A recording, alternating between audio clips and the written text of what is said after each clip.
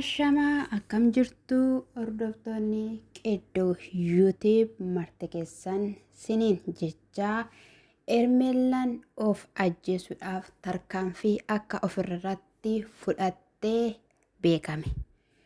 Egaa yeroo darbe keessaa Abrahaamidhaan jireenya mataa keetii jiraadhu anis nan jiraadha utuman si jaaladhu osoon si kabajuu dirqama natti ta'een jireenya kee gidduudha bahaa.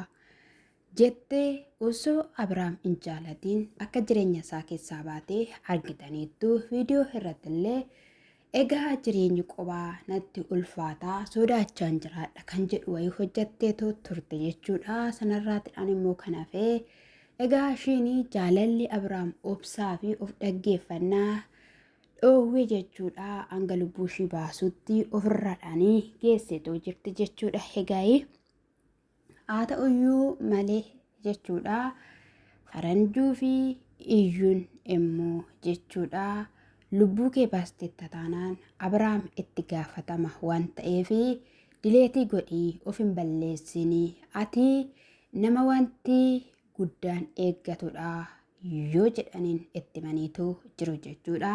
Kaleessa nuti baay'ee sitti himaa turreerraa lakkii wanti kunii sin deemsisu hanga dhumaatti si kuffisaa karaatti si hambisa gaafa nuti siin jennu nu dhaga'uu dhabuudhaan amma immoo yaada sirraa ka'eedhaan dhuftee akkas gaafa jedhati jettu gammachuu guddaatu nutti dhagahame. Maaliif jennaanii haati mucaa ni bu'aa jirti. Mucaa dhalate kana immoo waan baay'eetu barbaachisaa waan baay'eedha waan ta'eef ati waan tokko taateetta taanaan Abrahaamis Ruutaanis itti gaafatamu yoo jedhan dubbatanii jechuudha. Akka kootti jechuudha. Ani immoo kanan jechuu danda'u jechuudha. Namni tokko yoo ofii mataa isaatiitii qorichas nyaatee ta'uu danda'a. Kallattii biraanis yoo lubbuusaa obbaase ta'ee jechuudha. Namni itti hin gaafatamu. Isumatu itti gaafatama jechuudha fuula Rabbi fuulduratti jechuudha. Yoo ofiisaati immoo fajjeesera ta'e Abrahaam waan itti gaafatamu hin qabu. Garuu immoo akka nama tokkotti anaaf jettee maal jette kan jedhamu yaaddoo guddaa namatti uuma jechuudha. Kana gochuus hin barbaachisu ture. Kaleessas immoo osoo beektuu osoo akka haadha manaa qabu beektu dhuftee isayyuu haadha manaa kee faana gargar baateettamoo itti deebita jettee gaaffii gaafachaa kan ture ishiidha jechuudha. Egaa namni immoo unkaan isaa akkanaa isaati jechuudha. Hiriyaadhuma guyyaa 2-3 waliin hoolanii nyaatanii dhuganiyyuu gaafa irraa gargar bahan baay'ee namatti dhagahama jechuudha. Humnaa holii innaa isa kanadha namatu gorsee siif hin ta'u Abrahaam dhaabbata keen ta'u jireenya keen ta'u boodaan rakkoo guddaa sirra gahe jedhanii namnis ishii baasuu danda'a jechuudha. Ammas immoo lubbuu kee irratti akeeka godhadhuuti Abrahaamidhaanii gara mataa keetitti deeffadhu namnis yoo jedheeni kunis immoo dogoggora guddaadha jechuudha. Maaliif jennaan mucayyoo ishii miidhamtuu fi ishii haadha mucaa taatee jirtu dirqama yaaduu qabdu jechuudha. Akka kootti jechuudha. Egaa isaanis ati obboleetti keenyadha. Sirraa waan akkanaa hin eenyu. Sirraa hin barbaachisu wanta akkanaa. Bakkee garaagaraa iddoo baay'ee biyya baay'ee bashannaneera akkuma jechaa turte akkuma dubbachaa turte deemitii bashannanii deemitii fataa of godhii. Isa biraan immoo mucaan si bira jira waan ta'eef mucaa ija sanaan ilaaluu dandeessa. Ati Abrahaam gammadee aara galfatee akka jiraatu hin barbaaddu wayii jedhaniin jechuudha. Gaaffii gaafataniitoo jiru jechuudha.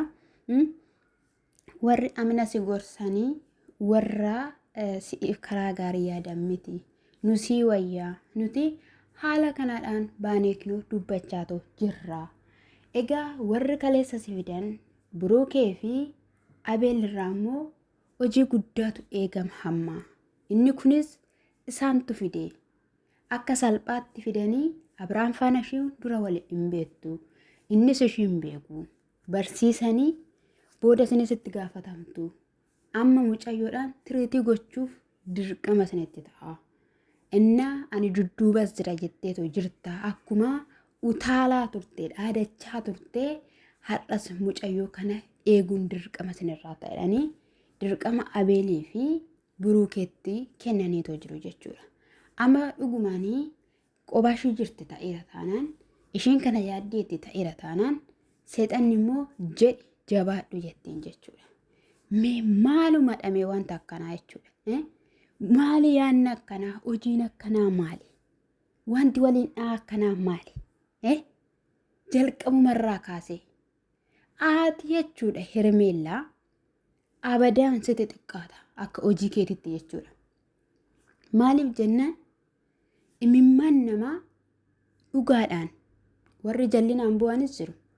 Dhugaa osoo qabanuu dhugaadhaan warri bu'anii burcuqqootti imimmaan isaanii walitti qabamee walitti qindaa'ee fuula waaqa fuulduratti dhiyaatutu jira jechuudha.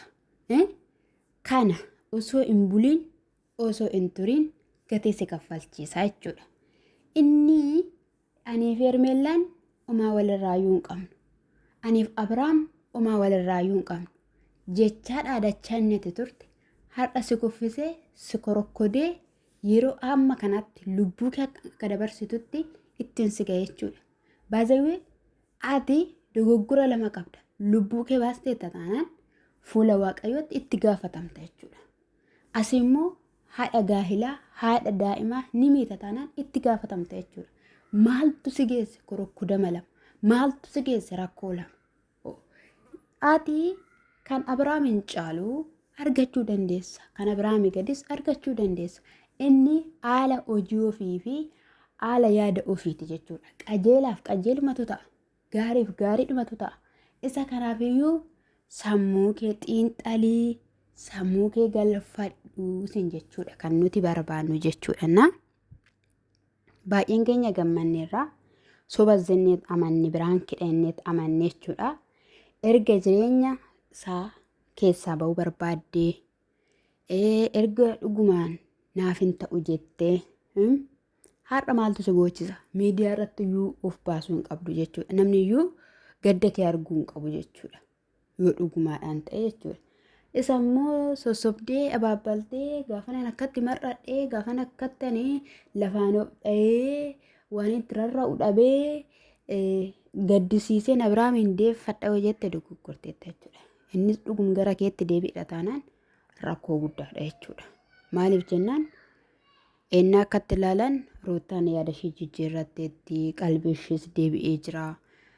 Kana caalas immoo haadha daa'imaati. Daa'ima guddisaa jirti. Miidhamuu hin qabdu jechuudha. Naasa kanadhaa gooftaan koo sinaa eebbisee eebbifamaa. Sinin jechuun jaalladhaa. Shalom.